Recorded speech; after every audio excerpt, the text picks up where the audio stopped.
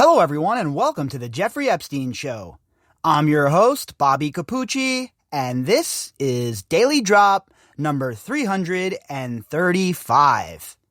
Tonight we're going to discuss another excerpt from the book Spider by Barry Levine. Yesterday, we discussed an excerpt of the book that talked about some of the gossiping going on within the jail in regards to Jeffrey Epstein and his conversations with Bill Mercy and another inmate. Well, today, we're going to check out another excerpt of this book about Jeffrey Epstein's final days and how he was whining about bullying. Sounds about right. A guy like that, a real bully, the second you stand up to them, the second you punch them in the nose, they look for easier targets. And it's ironic that the king of the bullies would be crying about being bullied. This article is from the Daily Beast. The author of the article is Barry Levine. On the afternoon of July 6, 2019, a force of NYPD officers and FBI agents were, appropriately enough, in a holding pattern at Teterboro Airport in New Jersey. Now, we know that's where Epstein was arrested. He was coming back from France, and they nailed him at Teterboro. Now, why wasn't there a bunch of cameras there set up, ready to go? Why wasn't it as publicized as some of the more political type arrests that we've had lately? It makes you wonder, doesn't it? The high that Saturday was a sweltering 88 degrees. Sweltering 88 degrees? I live in Las Vegas. We're going on like 175 days without rain.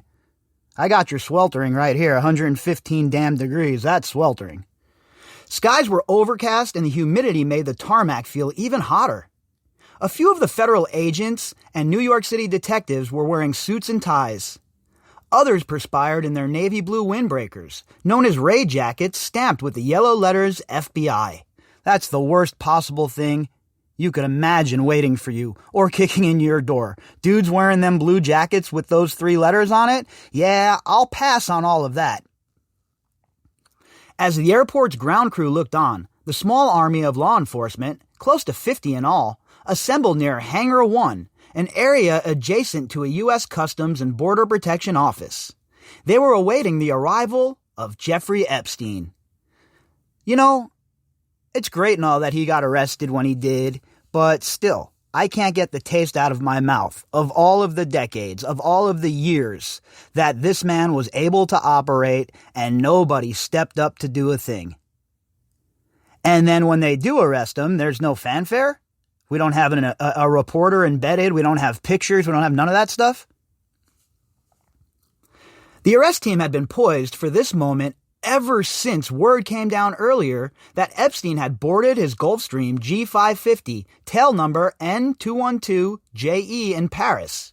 4 days earlier, United States Southern District Magistrate Judge Barbara Moses had signed a sealed arrest warrant for Epstein. So, while Epstein was in Paris doing whatever the hell he was doing with Shuliak, the prosecutors decided that now was the time. So they had this sealed indictment, and when Epstein was returning home to America, they decided to spring their trap. The operation at Teterboro would be a statement of a carefully calibrated, confidential effort that Jeffrey Berman, the U.S. attorney in the district, and his team of prosecutors had begun some 6 months earlier. So before he got arrested, there was 6 months of legwork done, all sorts of investigative work, I'm sure, interviews and gathering of information, obviously. And then once they had their ducks in a row, they got the sealed indictment. And the second he came back to America, it was time to arrest his bitch ass. The problem, however, was that Epstein wasn't in the country. He was in France. Law enforcement tracked the movements of his private jet. See, that's another thing that's a little golden nugget here, right? I stated earlier that they were doing the same thing with Ghislaine Maxwell. There was no way that Ghislaine Maxwell was going to get out of this country using conventional means. And that is why she was in New Hampshire, so close to Canada, the Montreal connection. We've discussed all of that. And it is obvious that Ghislaine Maxwell would have bounced if she could have. They knew their best chance for a clean apprehension would be right after he touched down in the United States.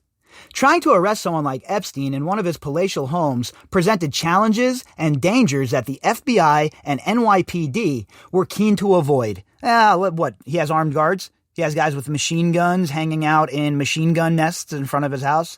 That wasn't going to occur.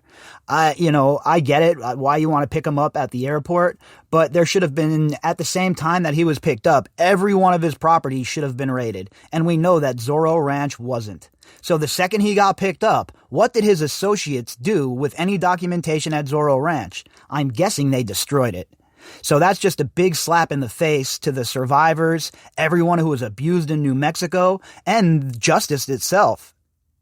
I've been pretty clear about how I feel about the New Mexico Attorney General and how they have went after this case. I think it's appalling that there's no concurrent state investigation going on. And I also think that it is unimaginable that Zorro Ranch has still not been raided.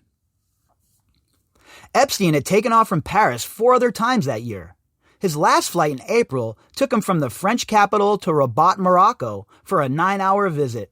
What's he doing in Morocco for 9 hours? What the hell's going on in Rabat that he's there for 9 flippin' hours? Flights to and from Teterboro were routine for him, like taking a car service. He expected to be back in his mansion within an hour or so of the N212JE's crossing into American airspace over Maine. The arrest team waited. I would have loved to see Jeffrey Epstein's face when they nailed him coming off that plane, and I also wonder if he was tipped off while he was in the air.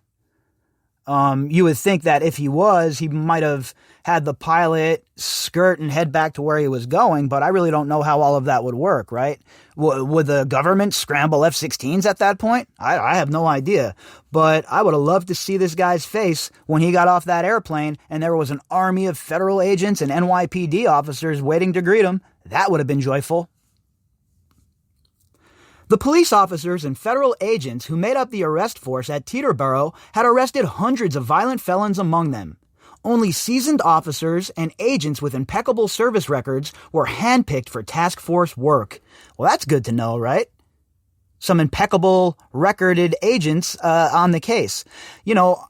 I give the FBI a real hard time, and they deserve it. Same with the CIA. And I believe that there are way too many federal agencies as it is. But when it comes to the rank and file at the FBI, I would say the overwhelming majority of the agents themselves want to do the right thing. It's the bureaucrats that are above them that force shit on them. They force them to eat shit sandwiches, and they force them to jettison cases. So when I talk about the FBI, I don't mean the rank and file. There are good people who work in the agency. I'm sure of that. I mean, let's be honest. But when it comes to the leadership structure, these bureaucrats that have been in these positions, unelected by the way, have to go. There needs to be a purge, and there needs to be new blood brought into the FBI, and the CIA needs to be completely and utterly destroyed and rebuilt into something different. But the Epstein operation and its secrecy made some nervous. Epstein was rich and had ties to powerful figures in New York media.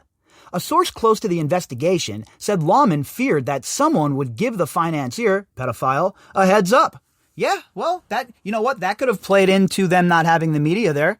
That's definitely a good point that I might have overlooked, because we know Epstein had a bunch of friends in the media. Katie Couric, George Stephanopoulos, the list goes on. So if the media got wind of this, then they might have tipped Jeffrey Epstein off. I know that's horrible to say, but how long did the legacy media protect Jeffrey Epstein? How long did the legacy media run cover for Jeffrey Epstein? How long did the legacy media kill stories about Jeffrey Epstein? So why should we think that the legacy media would have kept their yap shut in this instance? That's a very good point. Federal officials were afraid if Epstein learned about the planned arrest and flight, he would turn into Roman Polanski and order his pilot to make a detour to a place from where he could not be extradited, said Lieutenant Gene White of the NYPD. We didn't want to spook him because they were going to arrest him as soon as he landed and before his pilot could restart the engine. That's crazy. So you think what they're saying here is that they think his pilot was so loyal to him that his pilot was willing to restart that engine and aid and abet a man wanted on felony crimes leaving the country. That shows you the loyalty of the pilot. Again, sometimes we have to read in between the lines and see what they're saying in these sort of conversations, right? And it definitely is pretty jaw-dropping to think that the pilot's loyalty ran that deep. And if that's the case, then you know that the pilot has some intricate knowledge of Jeffrey Epstein. And I'm not sure if it was Larry Visosky who was the pilot of that flight. I have to look into that.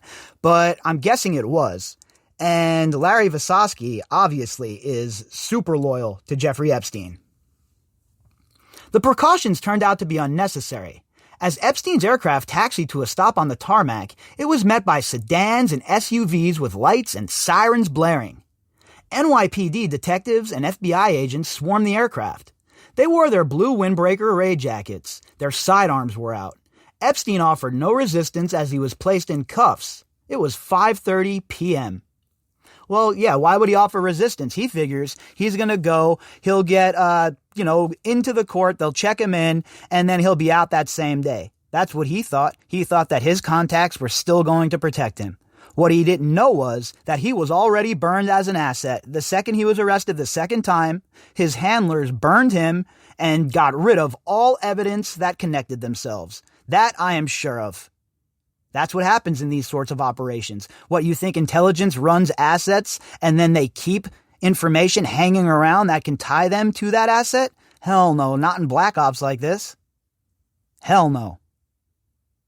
And that's why I think it's crucial to follow the money, because we're never going to find the ties that connect these higher upper echelon people managers in intelligence. We're never going to find their fingerprints. There's zero chance. It's going to be buried, in my opinion. But when it comes to the money, well, you can't hide that.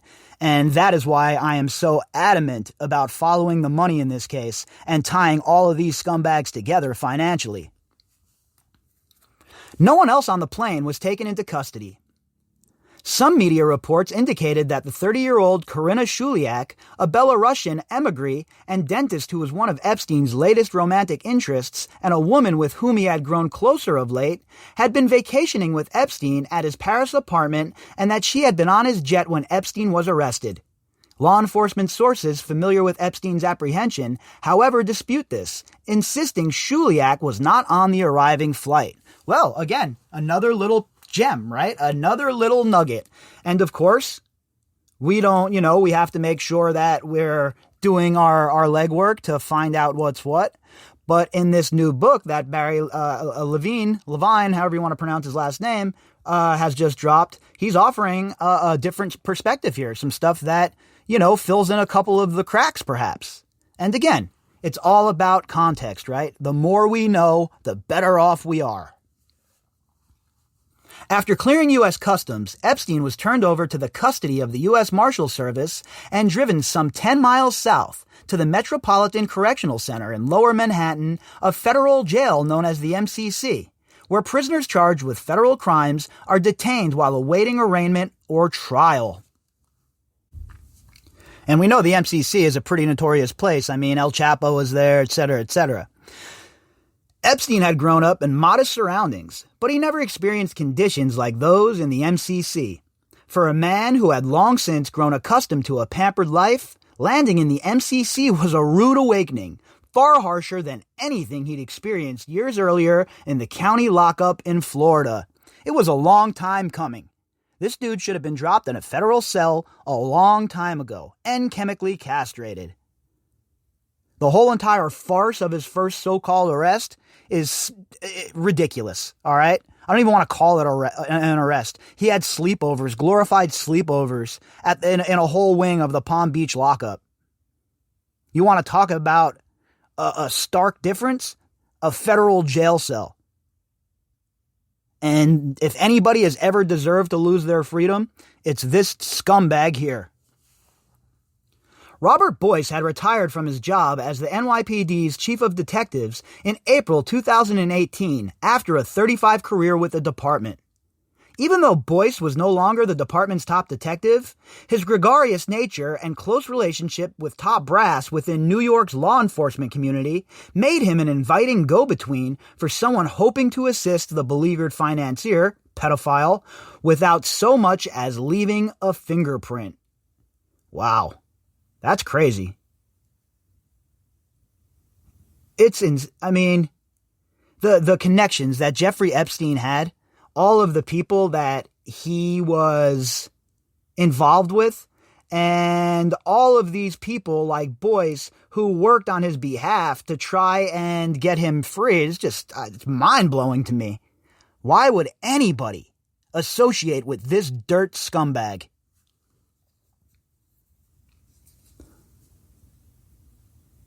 Boyce revealed how in the days following Epstein's July 2019 arrest, a handful of Police Foundation benefactors, those he termed one-percenters, embarked on what amounted to a stealth lobbying campaign on Epstein's behalf meant to ease his discomfort behind bars. Oh, excuse me, so it wasn't Boyce, it was the other people he was working with, some of the top 1% in people in the Police Foundation, etc., etc. So, of course, the leadership structure, the bureaucrats, not the officers themselves. Despite the common knowledge that Epstein was a convicted sex offender, these sweet people believed the Favor Bank was open for business, and each caller importuning him sought to make a withdrawal on Epstein's behalf. So they were all calling in, trying to get Epstein more favorable conditions. You know, all the stuff we talk about. The stuff that only people in high society, or so-called high society, are able to gain. People like us, no chance. You really think anyone's calling on our behalves besides our family and a few of our friends? You think the Police Foundation is stepping in to try and help you out? Hell no, they're not. But if you're Jeffrey Epstein and you have a pocket full of money and they feel like they can use you as a vehicle to climb up the status ladder, well, you're part of the crew now. I'm making a call on your behalf. And it's all about the money always. So all of these people who were calling on his behalf, my suspicion is they all received some sort of money from Jeffrey Epstein at some point, and that as well should be looked into. There were upper crust elites who met Epstein over cocktails and thought he was charming. He won them over, Boyce explained. You know, that's just not an excuse for me. I don't care how charming you are. I don't care how cool you think you are. If you have a conviction as a sex offender the way Jeffrey Epstein did, and for the crimes that he was associated with, I mean, I don't care how charming you are. I'm not hanging out with you at any dinner function, and furthermore, I most certainly am not making any phone calls on your behalf. Maybe making a phone call to ask the federal marshals to make your life worse, but to help you? What sort of scumbag? The foundation members making calls on Epstein's behalf had each, at one time, been generous benefactors of the Police Foundation. One contributed as much as $50,000. You know, they're calling not to say, hello, Bob, but rather, we're concerned about a friend of ours who is imprisoned. What are they, the mafia? Hey, John, look, a friend of ours is in some trouble. I'm gonna need you to take care of it. Oh, hey. I mean, that's basically how they conduct themselves. At least the mafia is straight up and upfront about what's going on, and furthermore, you'll get a better rate if you borrow money from the mafia than you would from the banksters. They wanted to buy him things, certain comforts while he was in the jail cell, like a pillow or toiletries. The callers gave Boyce the impression that each was prepared to cut a personal check on Epstein's behalf on the spot. Epstein needed money? They needed people to cut checks? I thought he was rich. rich. I thought he's a billionaire. None of this makes sense. None of this makes sense at all. Why would they be trying to put money on Jeffrey Epstein's books? What does that even mean? Boyce was not inclined to help. By the time the callers reached the former chief of detectives, word had reached him through another former law enforcement official about the nature of the cache of lurid photographs that had been seized from Epstein's townhouse. The trove of photos numbered in the hundreds, and the subjects were suspected survivors of Epstein's predations. And now, all of these people knew what Jeffrey Epstein was. They knew about the pictures, they knew about the video, and yet these ex-law enforcement officials are calling on his behalf? And you wonder why I rant and rave about the Just Us department on a regular basis. This is why, folks, and it's brazen, right in your face. They're saying, ha, you can't stop me. We have all the power. What are you going to do about it? And, well, you know my answer to that. And that is, vote every single incumbent out. Enough is enough. They want to play games. They want to literally negotiate with our lives. But yet, they don't want to do their jobs. They don't want to go after people who they should be going after. Instead, they protect them. Instead, they get in bed with them. Meanwhile, you and I continue to struggle. Boyce diplomatically discouraged the caller's misguided impulses. I told them, look, just walk away. This is a bad guy. He is much worse than you ever know. Don't walk, run. They immediately said, thank you very much, Chief, and hung up. So this Boyce guy, ex-chief of detectives, has his head on straight, understood what Epstein was, and knew the sort of monster he was. He had access to Epstein's files, the chief of detectives in the NYPD for 35 years. Yeah, pretty sure the guy knew what was what, and it was definitely a good decision on his part to not get involved with Jeffrey Epstein, to not vouch for Jeffrey Epstein, to not co-sign for Jeffrey Epstein. Epstein's first night inside the MCC was spent in what's referred to as the general population. 90% of MCC population was in Gen Pop, including most pretrial prisoners who tend to be more agitated and potentially more dangerous than those who have been sentenced and are awaiting for a prison transfer or those due for imminent release. And I mean, sending him to Gen Pop, right, is just a bad idea. The whole circumstance around his arrest and what transpired after is an absolute shit show. An absolute shit show, and there is no excuse for it by the Department of Corrections. They have a huge budget, and they mismanage and misappropriate their funds on a regular basis and then complain that they're stretched so thin. Manage your funds correctly. The tier Epstein was first sent to, 7N, included gang members of MS-13 and various Bloods factions. It was a holding home for murderers, narco-traffickers, and other violent criminals and jailhouse assaults. Either to settle a score for hire were common. No doubt about it. If you catch a green light in jail or prison, somebody's going to have their way with you. You're going to get shanked. You better be ready to go. And a convicted pedophile, a convicted sex offender, bro, you're priority number one if you're on the yard. Forget it. You are going to get a taste of jailhouse justice if you're in Gen Pop. So this guy should have never, ever been in Gen Pop. On Epstein's second day behind bars, the Bureau of Prisons administrators transferred Epstein from 7N to the 9th floor south, or 9S, and the Special Housing Unit, or SHU. It was also known in the MCC vernacular as the Hole. Look, for his own safety and for the safety of the case, that's where he should have been from the beginning. Now, we all know it was a shit show in there as well. But if he was in general population, I have no doubt that he would have found a shank stuck into his ribs. Not only do these people look to take out convicted sex offenders, they're looking for clout with the other homies, with the shot callers, with everybody else on the yard. So they make a move like this, they have automatic credibility. Everybody on the yard knows the deal. Yo, that's the dude that got Epstein. Yo, that's the dude that got Epstein. And all of a sudden, he's a superstar. But as we see, even in the shoe, shit goes south. The MCC was a hard place to keep secrets. The nature of Epstein's crimes became rather known inside the building. Rather than harming Epstein physically, several young prisoners in the unit initially sought to intimidate and extort him, according to inmate Michael Miles Tisdale, who ran the Inmate Companion Program that had been established to assist at-risk prisoners. So we talked a little bit about this on the Daily Drop last night.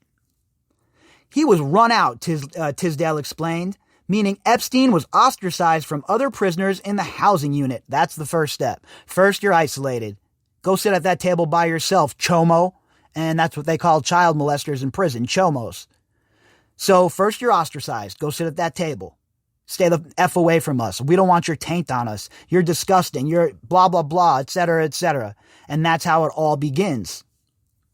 Tisdale said he heard about this effort initially from one of the guards and later from Epstein himself.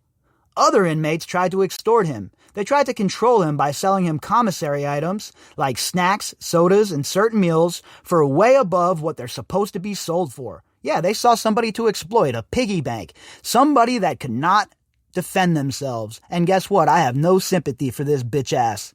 He spent his whole life bullying. He spent his whole life in control. The fact that the inmates were dispensing their own justice at on his head, I am totally fine with that. You don't want to end up like that, stay out of prison. You don't want to get, stalled out. Don't be a punk bitch. And that's what Epstein was at his core, folks. A punk ass bitch. Not even a man. Just a straight punk. According to inmate accounts, Epstein did use commissary sales in an effort to secure his safety within the jail. In conversations with another one of his counselors, inmate William Dollar Bill Mercy, Epstein expressed the fear that he would be targeted by black inmates. Epstein did not raise these specific fears with Tisdale, who was black. Well, I got news for Jeffrey Epstein. You don't have any friends in prison, bro, for your crimes. Black, white, Hispanic, Asian, Italian, you have no friends. Every single one of the cars on the yard wants nothing to do with you. Your only hope is to go into protective custody, down to the shoe, and shoe up. That's the only way. You can't run on the yard. And the black folk, what do you think? The black shot callers aren't going to greenlight you? For sure, green light. The SA shot callers, what, they're not greenlighting you? Green light. The Aryan Brotherhood? Believe it, green light. And forget about it. Don't even attempt to stumble around where the Ginzaloons are hanging out. You're asking for big trouble that way. The Asians and Pacific Islanders, they don't want nothing to do with child molesters. So my point is, it's not just black people Jeffrey Epstein had to worry about. He was such a racist guy and so mentally unstable that he fixated on black folk, like black people were the biggest of his problems in prison. Breaking news, Jeffrey Epstein, your problems were much bigger than that. As Mercy understood it, Epstein's worries about his safety were related to his experience and feelings about race. He'd mentioned he'd been bullied at school in Coney Island by black kids. Not by Italians, not by the Irish, but by black kids, Mercy recalled. It's because you were a dork, bro. Point blank, period. And you weren't bullied. They broke your balls. Stop it. Just because you get your balls broke doesn't mean you're being bullied. If you're not sharp enough, you don't got good enough comebacks, well, that's what happens. I went to school in the inner city. I know all about merciless ball breaking. Jeffrey Epstein just was not built for that life. In one conversation, Mercy recalled Epstein asking, do I need a big schvar? Schvar or schwarz is a pejorative Yiddish term for a black person. So it's like a slight for a black person, not a good word that you want to call black people, okay? And Jeffrey Epstein was very, just throw those words around nonchalantly like it's no big deal. Guy showed his colors on a regular basis. Maria told us about his racism, and the other survivors talked about it as well. Jeffrey Epstein was an unhinged maniac. Mercy said he tried to admonish Epstein about his insecurity, advising him to look fellow prisoners in the eye and stand his ground. Yeah, that's what you do. That's what men do. All right? Men stand their ground, look other people in the eye when they talk to them, and make it very clear, I am not the one that you want to target. Epstein was not a man, though. He was a coward. He was a snake. He was a bully. And he had no heart to deal with the repercussions of his actions. Within a few days of being assigned to the SHU, Epstein was put on suicide watch, which meant he was moved to an even grimmer environment. The suicide watch area consists of 4 cell units on the second floor of the jail that provide some of the most restrictive housing in the facility. Inmates assigned to suicide watch are not permitted to leave their cells. Beds are without sheets. Clothing is more minimal to prevent self-harming behaviors. Lights are never turned off. And inmates are supposed to be under 24/7 watch by both prison guards and staff. Well, we know that didn't occur. We know that Bill Barr's group of terribly trained correctional officers did not do their job. Their bosses did not do their jobs, and their bosses did not do their jobs. So it was just an epic dumpster fire. And there's been no fixing it. Has there been any sort of steps put into place to fix this stuff? I haven't heard about them. There needs to be a complete overhaul of the justice system and the Department of Corrections in this country. The question is, which one of these talk a lot, do nothing politicians has the courage to do it? Tisdale remembered seeing Epstein in the unit, citing the distinctive jailhouse mufti worn by inmates on suicide watch, a gown with Velcro straps as proof. Tisdale and Mercy would both assert that Epstein was moved to suicide watch soon after he became an inmate on July 6th. Again, I think it's not a bad idea to have him on suicide watch, right? All things considered, and if we had a competent force here at the MCC to watch him, I think that would have been a good idea. And to keep him there. He should have never been let off suicide watch, just to have double protections in place.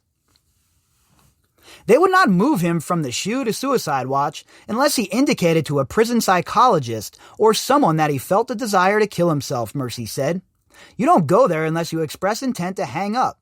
Prison parlance for a desire to take one's life. Or maybe, in Jeffrey Epstein's case, he preferred the solitude. Maybe he didn't want anything more to do with the inmates after he was getting sweated, after he got punked out to put money on people's commissaries, after he was paying $20 per soda. Maybe he said, you know what? I'm going to say I'm going to hurt myself. I'm going to get moved to suicide watch, and that's going to be that. The revelation of this previously unreported first instance of Epstein being placed on suicide watch raises new questions about prison officials' efforts to safeguard their high-profile inmate. A representative for the Bureau of Prisons declined to comment on the allegation. Of course, it's an ongoing investigation. We have no comment. It's such an absolute joke. And Bill Barr is a joke, too. The way he conducts himself, the way he conducts business, this guy is CIA through and through.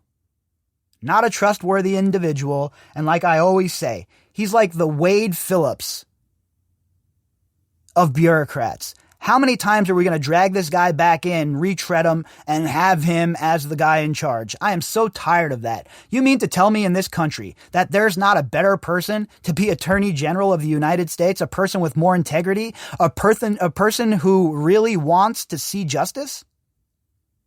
Because from where I'm sitting, that certainly is not Bill Barr.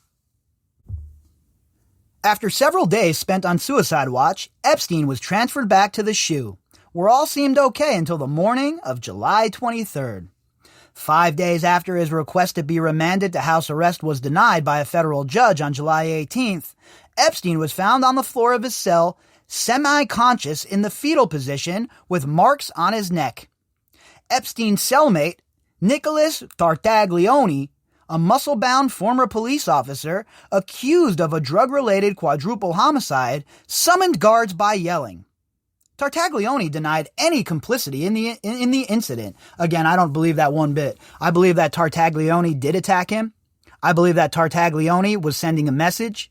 And I believe that the footage that wasn't found, or the footage that, we didn't have a camera pointed to the jail cell, I think that's bupkis. I think that's BS. And they knew that Tartaglione was the one who assaulted him. Why would they put him in a cell with Nicholas Tartaglione, a former cop who was accused of a quadruple homicide that was related to drugs? Why do you put Jeffrey Epstein in that cell? Why not make him cellmates with that Bill Mercy guy? None of it makes sense. And they don't have any logical answers for us. So until we have logical answers that make sense, that connect the pieces here, we're going to keep putting them on blast for the terrible job that they did.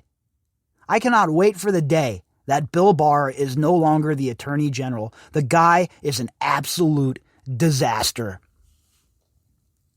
Epstein went back to the SHU only 6 days after his purported suicide attempt. On August 9th, Epstein's then cellmate transferred out with no immediate replacement. Epstein had his cell to himself. In what would have been the last meal served to Epstein, a database from the Federal Bureau of Prisons shows the dinner that night was likely baked ziti or a tofu pasta alternative. By 10, Epstein and the other inmates were locked in their cells for the night. So, my guess would be that Jeffrey Epstein's last meal was some baked ziti.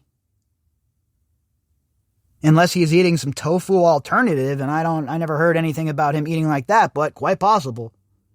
Interesting little tidbit, though, his last meal. Interesting.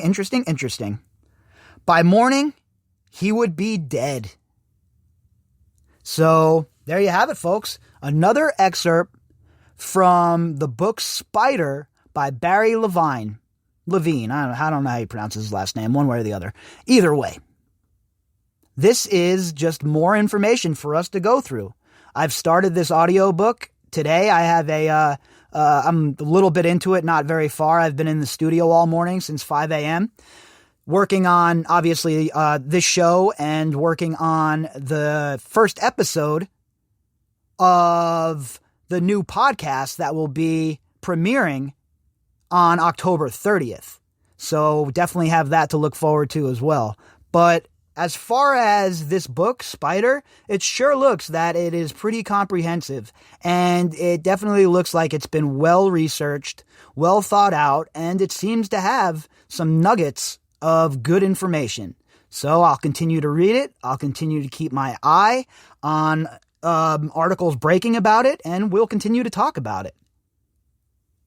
The fact of the matter is this. We are very close to having our hands on that deposition, folks. And when that deposition drops, I have a funny feeling that we're going to have a lot of these connections make a lot more sense.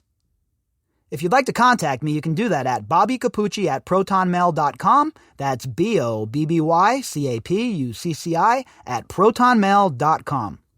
You can also find me on Twitter at BOBBY_CAPUCCI. All of the links that go with this episode can be found in the description box. All right, everybody. I'll be back later for some more.